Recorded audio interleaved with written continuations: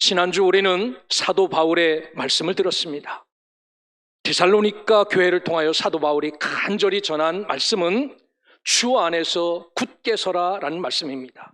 그래서 사도 바울은 나도 주 안에 굳게 서서 하나님 앞에서 기뻐하는 것도 그 앞에서 했고 고난당하여 아파하는 것도 하나님 앞에서 했다라고 말하면서 데살로니가 교회 교인들에게 여러분들도 굳게 주 안에 서서 주님이 강림하실 때 아버지 앞에서 흠이 없는 자가 되라라고 교훈한 말씀을 들었습니다. 오늘 우리의 삶이 하나님 앞에서의 삶이어야 합니다. 힘들어도 하나님 앞에 사셔야 되고요. 괴로워도 하나님 앞에 살아야 되고 고난 받아도 하나님 앞에 받으셔서 여러분 굳은 그 믿음 때문에 시험도 이기고 고난도 이기고 유혹도 이겨 우리 주님 다시 오시는 그날 정말 데살로니가 교회 교인들처럼 흠없는 자로 주 앞에 설 수 있기를 주의 이름으로 축원합니다. 오늘부터 나누는 이 데살로니가전서 4장과 5절의 말씀은 그리스도인으로 살아가는 도덕에 관한 그런 말씀입니다. 우리가 먼저 생각할 점은 그리스도인의 윤리관은 세상과 다르죠. 세상은 어디에서 도덕을 배웁니까? 교과서, 도덕책을 갖고 도덕을 배우지 않습니까? 그런데 우리 그리스도인은 무엇으로 도덕을 배우는가? 오늘 우리가 읽진 않았지만 14절에 보면 예수께서 죽으셨다가 다시 살아나신, 즉 생명의 말씀, 그 말씀을 기초로 해서 우리가 도덕을 배우지요. 우리가 살아가는 이 시대에 세상 사람들로부터 종종 이런 소리를 듣습니다. 기독교인들의 윤리관이 세상 사람만 못하다라고 말하는 겁니다. 왜 이런 소리를 듣습니까? 다름 아니라 우리 그리스도인들이 복음의 생명, 복음 즉 생명의 말씀을 상실했기 때문에 삶으로 표현할 능력이 없어서 이런 소리를 듣는 것 아니겠습니까? 그러기에 오늘 사도 바울의 권면을 마음에 새겨 들으시고 오늘 이 말씀을 통하여 상실한 복음의 능력을 우리 가슴 속에 다시 채워 넣어 이 세상에서 사람들이 부러울 만큼 수준 높은 하나님이 기뻐하실 만큼 능력 있는 삶을 잘 살아낼 수 있기를 주의 이름으로 축원합니다. 오늘 바울은 본문의 말씀을 통하여 성도들이 지켜야 될 윤리적인 교훈을 우리에게 전하는데 특별히 이렇게 해야 될 이유가 있다라고 말합니다. 성경에 보면 하나님을 기쁘시게 하기 위해서 우리가 하나님 앞에 올바로 살아야 된다라고 말하죠. 오늘 1절의 후반부에 보면요, 너희가 마땅히 어떻게 행하며 하나님을 기쁘시게 할 수 있는지 우리에게 배웠으니, 어떤 삶이 하나님을 기쁘시게 할 수 있는지 이미 사도 바울로부터 배웠다라고 말합니다. 그 배운 것을 잊어버리지 말고 삶 속에 잘 녹여 더욱 많이 힘쓰라라고 말씀합니다. 바울은 어찌 보면 다른 교회에서 찾아볼 수 없을 만큼 신앙적으로 본을 보였던 데살로니가 교회 아닙니까? 이 데살로니가 교회는 믿음의 역사가 있었어요. 기도하면은 하늘이 열리고 놀라운 능력과 역사가 이 데살로니가 교회에 있었습니다. 사랑하기 위해서 오는 아픔도 감내하며 사랑하는 교회였어요. 주님이 오실 날을 끝까지 인내하며 소망했던 그런 교회입니다. 이렇게 많은 아가야와 마게도냐 지역에 본을 보였던 데살로니가 교회, 오늘 성경에 보면요, 이 윤리적인 부분이 연약하여서 가장 아픈 부분을 오늘 꺼내 놓으면서 데살로니가 교인들에게 삶의 방향을 전환할 것을 요구하시는 말씀입니다. 혹여 오늘 이 말씀을 통하여 나에게는, 그리고 우리 교회는 이러한 모습이 없는지를 잘 점검하셔서 성도로서 거룩함을 잃지 않아 오직 하나님 앞에 기쁨이 되어 살아가시기를 주의 이름으로 축원합니다. 오늘 말씀은 하나님의 기쁨이 되기 위해서 우리가 놓지 마야 될 끈이 있습니다. 거룩이라는 그런 말씀입니다. 3절에도 4절에도 7절에도 거룩이 등장하는데 특별히 3절 말씀은 하나님의 뜻은 이것이니 너희는 거룩함이라 라고 말합니다. 여기서 말하는 거룩함은 헬라어 원어에 보면 하기아스모스입니다. 아주 정화된 모습, 아주 정결한 상태, 즉 예수님 닮은 모습, 이게 거룩함입니다. 성도란 하나님께서 택하시고 부르셔서 의롭다고 여겨주는 거룩한 사람들 아닙니까? 성별한 사람들 아닙니까? 오늘 3장 마지막 절인 13절에 보면 우리 주 예수께서 그의 모든 성도와 함께 강림하실 때라고 말합니다. 이렇게 깨끗한 자들은 주와 함께하는 복을 누려요. 주님이 오실 때 그 성도들도 여기에 동참합니다. 오늘 읽진 않았지만 16절에도 보면 주께서 호령과 천사장의 소리와 하나님의 나팔 소리로부터 친히 강림하실 때, 이렇게 주님이 다시 오실 때 믿는 자는 어떤 삶을 살아야 되나? 그 앞에 서기 위해서는요, 오늘 하나님 앞에 정결하고 깨끗하고 거룩한 삶을 살아야 된다라고 말합니다. 사랑하는 소명의 성도 여러분, 오늘 저와 여러분이 이 말씀을 통하여 하나님 앞에 정결하고 깨끗하고 거룩한 삶을 넉넉하게 살아갈 수 있기를 주의 이름으로 축원합니다. 이 믿는 성도가 이렇게 살아야 될 이유는 말씀드린 것처럼 하나님을 기쁘시게 하기 위해서입니다. 사도 바울은 에베소 교회에 보낸 편지에서도 부정적인 말로 이렇게 말합니다. 성령을 근심하게 하지 마십시오라고 말합니다. 우리가 하나님 앞에 거룩하지도 못하고 흠이 많고 하나님의 자녀로 합당하게 살지 못하면요, 성령을 근심하게 하는 것이다 라고 말합니다. 적극적인 말로 이렇게 표현합니다. 주께 기쁘시게 할 것이 무엇인가 시험하여 보라. 그분이 가장 춤추고 기뻐하는 것이 무엇인가 한번 확인해 보라 라고 말하지요. 성도들은 형벌이 두려워서, 지옥 가는 것이 두려워서 예수 믿는 사람들 아닙니다. 성도들은 복을 받고 구원을 받기 위해서 거룩함을 닮은 삶을 사는 사람들이 아닙니다. 우리는 왜 거룩한 삶을 살아야 됩니까? 자기 아들을 아끼지 아니하시고 화목제물로 꺼내 내어주신 이 놀라운 사랑과 은혜를 우리가 다시 기억한다면 하나님 앞에 거룩한 삶을 사는 거지요. 여러분, 오늘 이 사순절 기간에 이 하나님의 크신 사랑을 기억하며 거룩하게 살아갈 수 있기를 주의 이름으로 축원합니다. 바울은 이 삶을 위해서 명령한 것 같아요. 2절을 보십시오. 우리가 주 예수로 말미암아 너에게 무슨 명령을 준 것을 너희가 아느니라 라고 말합니다. 사도 바울이 데살로니가 교회에 방문하여서 예수 믿는 사람들은, 그리스도인들은 이렇게 살아야 됩니다 라고 명령한 것이 있어요. 이 명령이란 말은 파랑겔리아라는 겁니다. 믿음으로 살아야 될 법칙, 훈련, 전원, 지시를 사도 바울이 그렇게 말했어요. 이게 복음과 함께 삶의 도리라고 가르친 겁니다. 바울은 실천 윤리를 전할 때 오늘날 유행한 것처럼, 여러분, 우리가 교회 다니니까 교양을 갖춘 사람처럼 그렇게 살아야 됩니다. 배운 사람답게 그 윤리적으로 깨끗해야 됩니다. 이렇게 포장하지 않았어요. 어떻게 말합니까? 주 예수로 말미암아, 주 예수님 때문에 우리에게 거룩하게 살고 깨끗하게 살고 흠없이 살라라고 말씀합니다. 그러기에 내가 지옥 가기 때문에, 내가 천국 가기 때문에가 아니라 이 놀라운 사랑의 은혜를 입었기에 오늘 저와 여러분이 거룩한 삶으로 살아갈 수 있기를 주의 이름으로 축원합니다. 바울은 데살로니가 교인에게 어떻게 살아가는지 우리가 배웠으니 너희가 배운 대로 행하는데 더욱 많이 힘쓰라 라고 말합니다. 바울은 데살로니가 교회에 굉장히 애진이 있어요.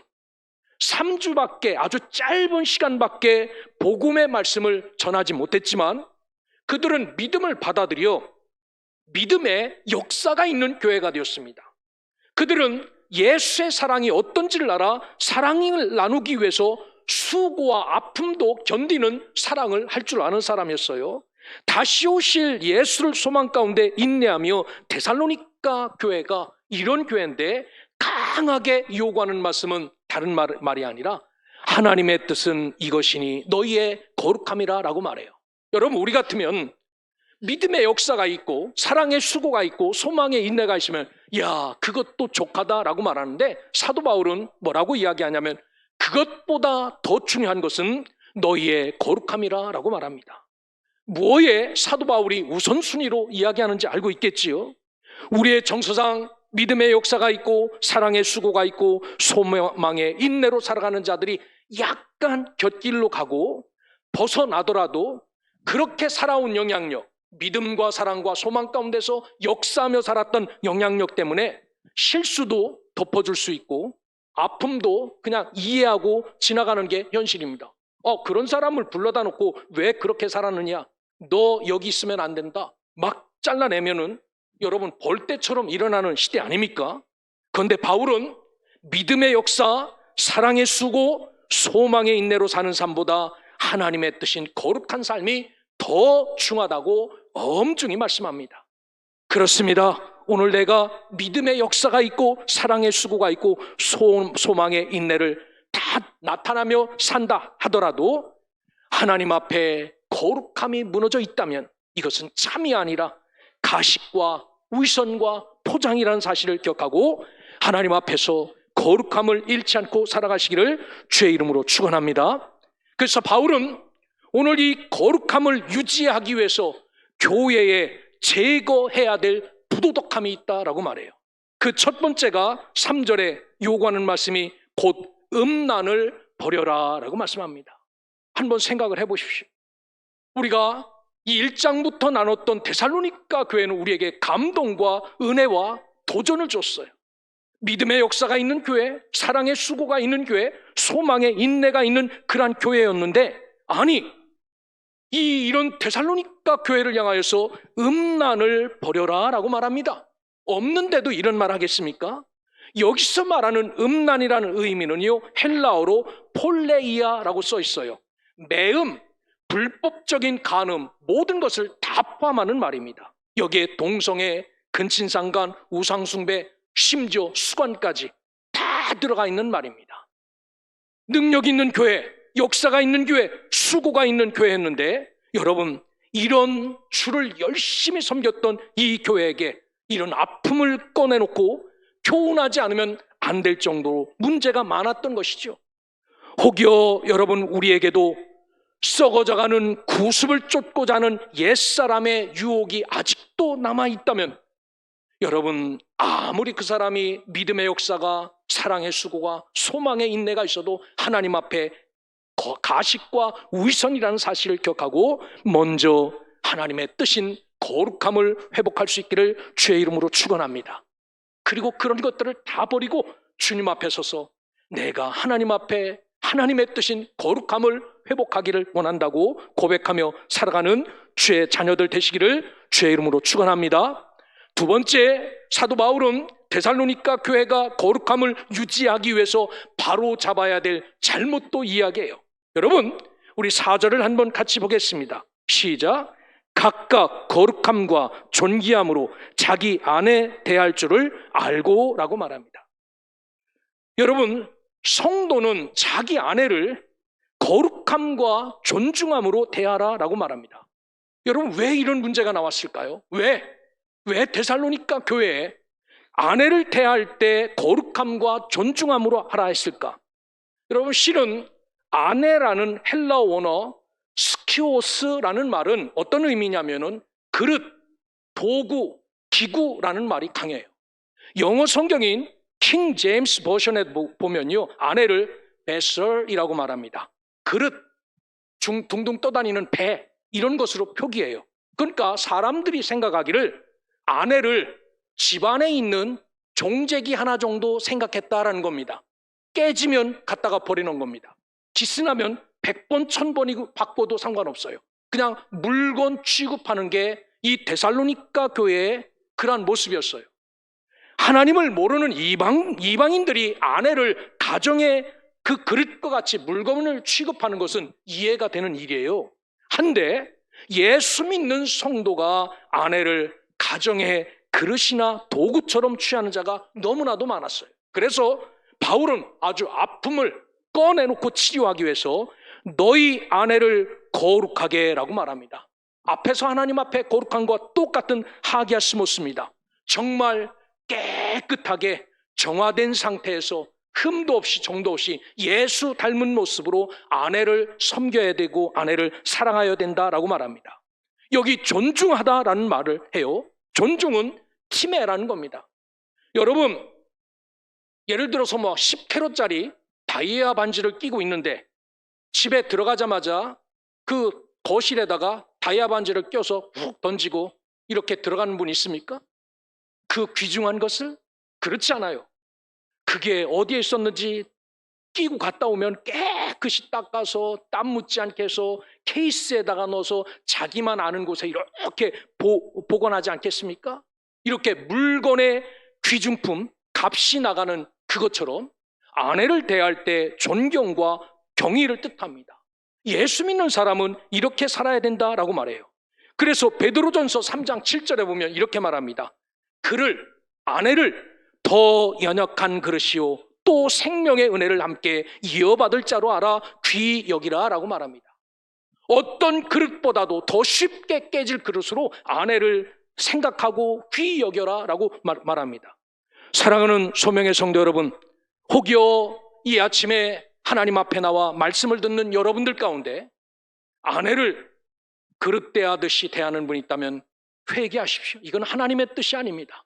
거룩한 백성으로 살고 하나님을 기쁘시게 하기 위해서는 나에게 붙여준 아내를 존중하고 사랑하는 자가 되어야 합니다. 이게 목사의 말이 아니라 성경의 말씀이다라는 사실을 기억하고 아내를 그렇게 잘 경외하고 사랑할 수 있는 믿음의 자녀들 되시기를 주의 이름으로 축원합니다. 아내들은 오늘 집에 가서 나 보활해, 귀중품이래. 여러분 그러지 마십시오.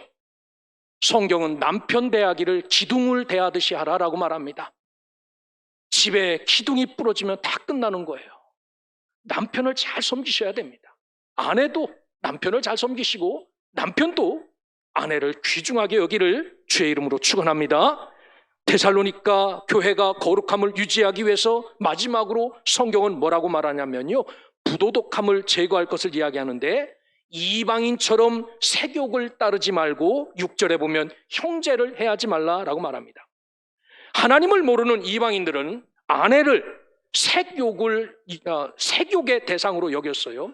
이 색욕이라는 말이 어떤 뜻이냐면요, 헬라어 원어에 보면 두 단어입니다. 하나는 정욕과 욕망이에요. 이게 색욕입니다. 남자들은 아내를 대할 때 정욕과 욕망을 채우는 물건으로 생각했다는 겁니다. 이래서는 안 된다라고 말을 해요. 이 이야기가 어디의 이야기입니까?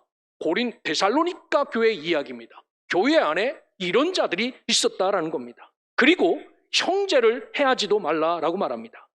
오늘 만약에 거룩함과 존귀함으로 대하지 않고 색욕의 대상으로 여긴다면 8절을 뭐라고 말씀하시는지 보시길 바랍니다. 한번 8절을 보십시오. 제가 표준 세번역 성경으로 읽어드립니다. 그러므로 이 경고를 저버리는 사람은 아내를 거룩하게 여기고 존귀하라고 말했는데 이 경고를 무시하는 사람은 사도 바울, 사람을 저버리는 것이 아니라 여러분에게 성령을 주시는 하나님을 저버리는 것입니다 라고 말합니다. 여러분, 오늘 제가 여러분에게 이렇게 살라고 설교를 했는데 이것을 무시하고 똑같이 사신다면 목사의 말을 무시하는 게 아니라 하나님의 말씀을 무시하는 것이다 라고 말합니다. 얼마나 두려운 말씀입니까? 그러기에 그렇게 귀한 삶을 살았던 데살로니가 교회, 이런 문제가 있을 줄 어떻게 알았습니까? 거기에는 음란과 색욕을 따르는 자들도 있었어요. 그러므로 이것을 딱 끊고 오늘 도덕적으로 깨끗하게 모든 일에 주께서 이것을 끊지 않으면 신원하여 주신다라고 6절에 경고합니다. 이 신원하다라는 에크디코스라는 말은요, 공의로 행하는 자가 공의로 징벌하고 공의로 심판하시겠다라고 말합니다. 똑같이 심판하시겠다라고 말합니다. 그러기에 오늘 이 하나님의 심판이 무서워가 아니라 하나님이 나를 위해서 모든 것을 꺼내 놓은 것처럼 우리의 삶이 말씀에 비춰서 정상적으로 돌아오기를 원하시는 깊은 하나님의 말씀을 깨닫고 저와 여러분들이 하나님의 뜻대로 순종하며 살아가기를 주의 이름으로 축원합니다. 7절을 보시길 바랍니다. 하나님이 우리를 부르심은 부정케 하심이 아니요 거룩케 하심이니 라고 말합니다. 이 부정케 하다는 아칼달시아라는 말은요, 불결하다라는 겁니다. 여러분, 시골에서 돼지를 키우는데 돼지 한 마리마다 아주 푹신푹신한 에이스 침대를 딱 놓고 돼지 우리마다 이 에이스 침대에서 돼지 재우는 집 있습니까? 그렇게 돼지 키우다가는 쫄딱 망하죠.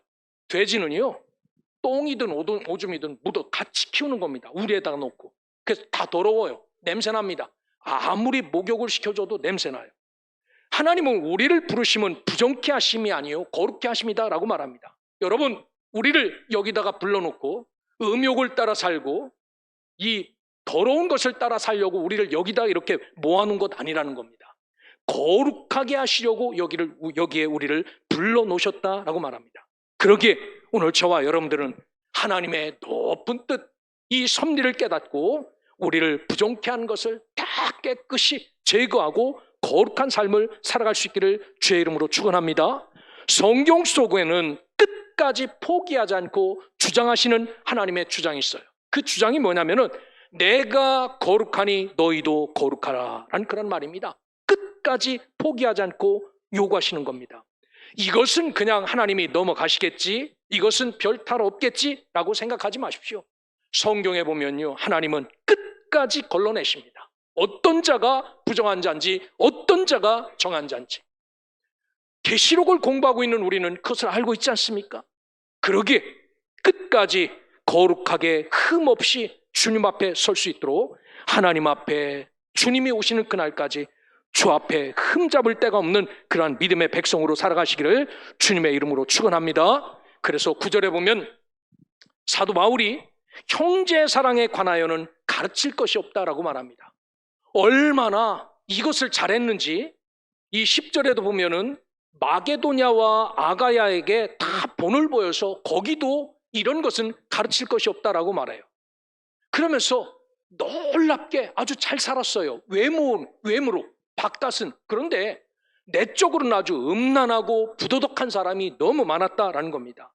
그리고 한 가지 더 당부하기는 조용하게 살기를 힘쓰고 자기 일에 전념하고 자기 손으로 일을 하라라고 말합니다. 그리하여 모르는 사람들이 볼 때 품위 있게 살아야 하고 아무에게도 신세를 지는 일이 없도록 하라라고 9절부터 10절, 11절, 12절에 쭉 이야기하는 말씀입니다.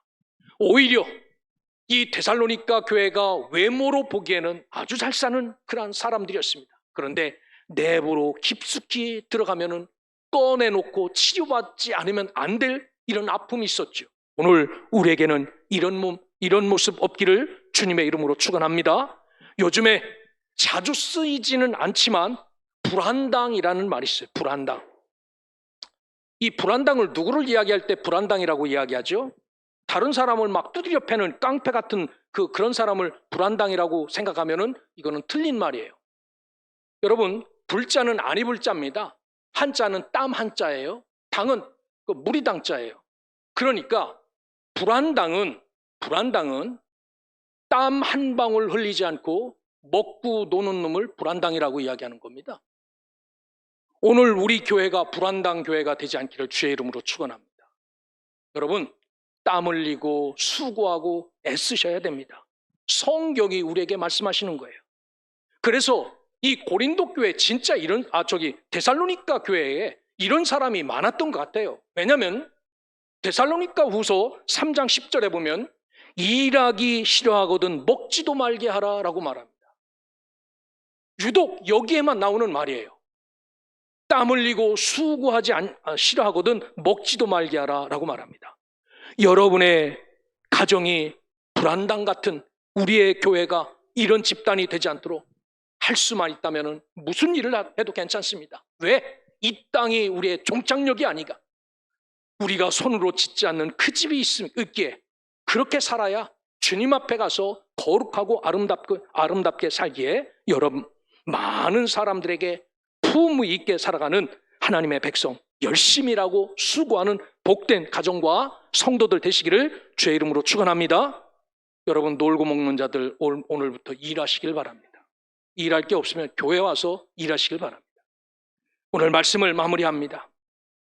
특별히 사도 바울은 가슴 아픈 일이지만 그리스도인의 윤리에 대해서 꺼내놓고 이야기해요. 이런 모습이 우리 교회 가운데 있다면 쉬쉬쉬 하면서 막 덮기를 원하는데 사도 바울은 까놓고 이야기합니다.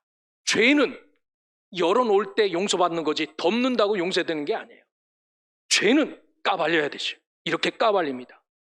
이런 모습 때문에 종종 세상 사람들로부터 기독교인의 윤리관이 세상만 못하다라고 평가받아요. 이런 것을 이길 수 있는 힘은 다른 것 아닙니다. 다시 초등학교로 가서 도덕책을 배우는 게 아니라 우리에게 주신 하나님의 말씀을 잘 묵상하고 말씀이 나에게 뭐라고 하는지 잘 배우시고 그 말씀을 내 속에서 담아둔 것으로 족한 것이 아니라 이 능력을 상실한 말씀이 살아 움직여서 내가 하나님 앞에 거룩하고 하나님의 기쁨이 있게 되도록 살아나는 겁니다. 그래서 이 말씀 앞에서 더러운 것도 끊어내고 잘못된 삶도 고쳐놓고 그리하여 하나님 앞에 음란과 더러움을 다 잘라내고 아내를 사랑하지 못했던 이 모든 것들을 잘 바꿔놓아서 하나님 앞에 능력 있는 삶, 기쁨의 삶, 감사의 삶을 잘 살아 주님 오실 때 흠없는 자로 하나님 앞에 서서 영광 돌리는 우리 소명의 성도 하나님의 백성들 되시기를 주의 이름으로 축원합니다.